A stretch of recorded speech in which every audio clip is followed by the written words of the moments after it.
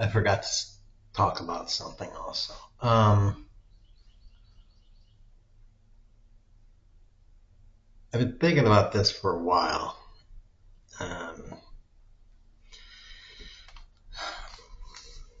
I don't know if I mentioned this or not in other videos. Um,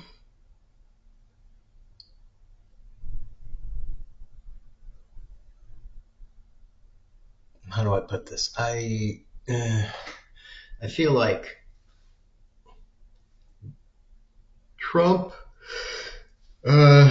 Trump is from the kind of generation feels like that feels like he needs to grab resources and have them, and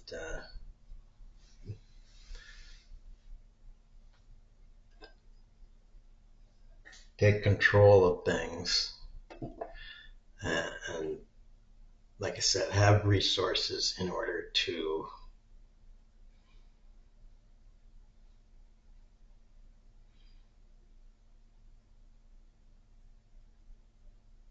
change the future. I forgot how I was going to say it, but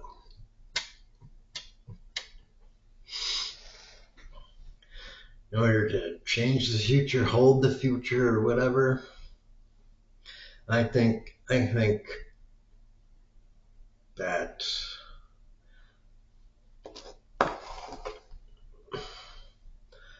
America should be that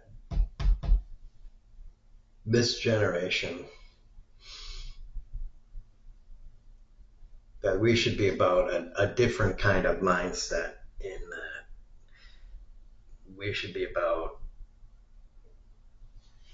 making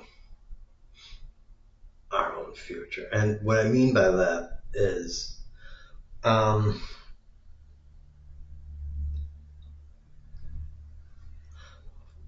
a lot of the leaders and scientists and engineers and stuff are always talking about how rare earth elements are like the backbone of the electronics and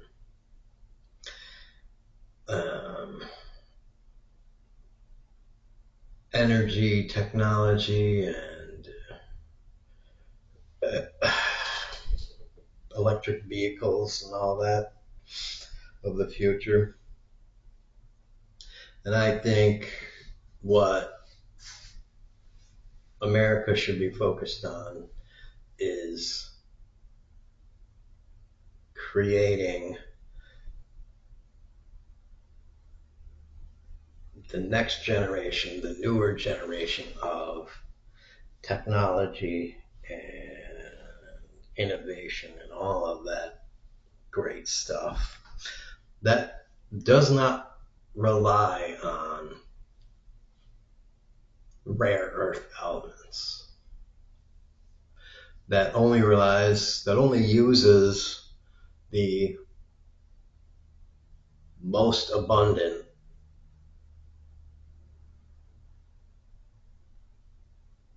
materials on the planet. Um, I mean, after all, if you think about it, nature really doesn't, all the natural stuff on the earth doesn't really rely on rare earth elements. If it did, it wouldn't be able to exist. I mean, all the plants and stuff really, if they rely on rare earth elements, they rely on them very rarely. So rarely that the, I mean, it's parts per billion or something like that. Parts per billion. Parts per tens or hundreds of billion. Something in such a minuscule amount that you could actually find them in America.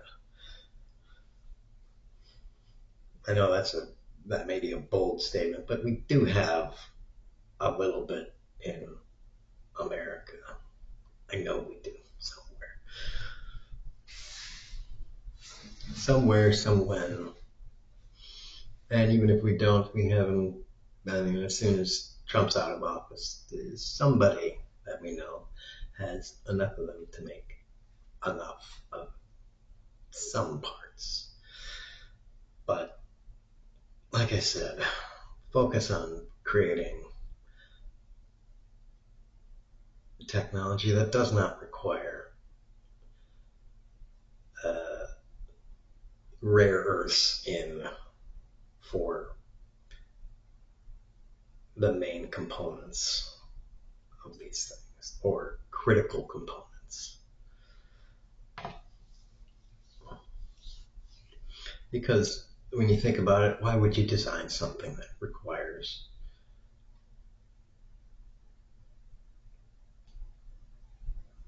that has such a a critical bottleneck in it? It's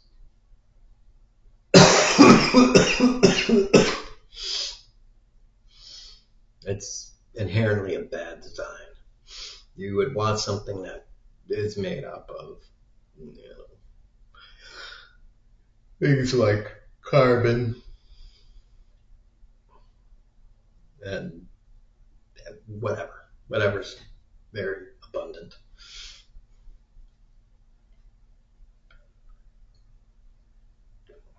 Things that are essentially abundant all over the world. And, you know, I just, it's like I say, why develop a fusion engine on deuterium and tritium when you can make a fusion engine that runs off of basic hydrogen? I wouldn't even make the attempt to create a fusion engine that runs off of deuterium and tritium. I wouldn't even bother because deuterium and tritium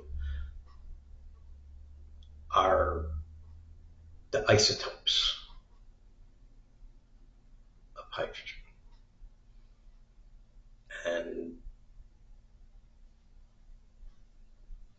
that's just dumb to try to do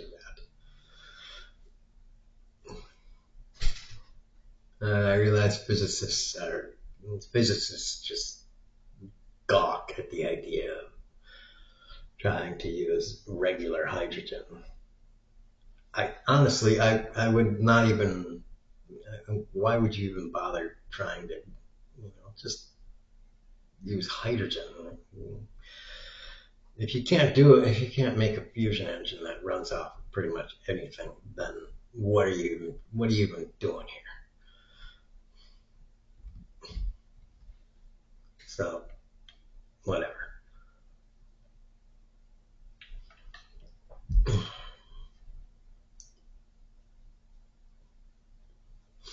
Because, I mean, we got solar cells, we got wind energy, we've got all of these other kinds of renewable energies. So,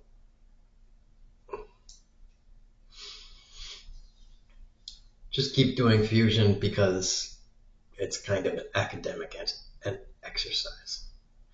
You don't need it. You don't need it to power grid or anything because in the end, a grid power device is basically just a slavery system.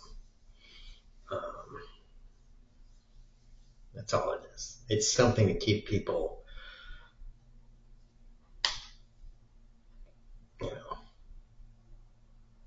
chained, keep people in bondage. Um,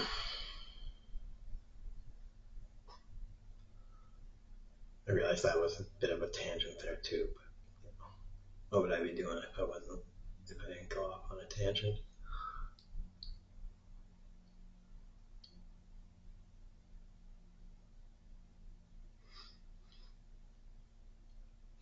My main point with this is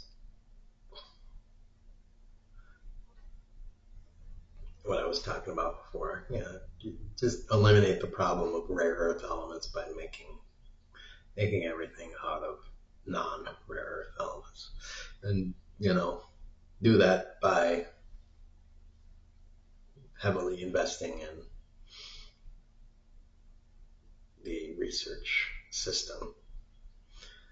So yeah.